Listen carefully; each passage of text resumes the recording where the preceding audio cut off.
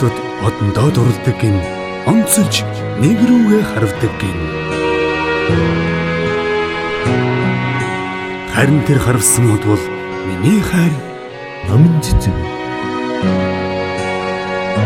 Халууд үүсэн харцсанд чинь би хайртай. Хайр гэрэлтсэн нүдэнд чинь би хайртай. Хүний орчинд чи миний итгэл, хүсэл мөрөөдөлд минь чи миний гүнж юм шүү.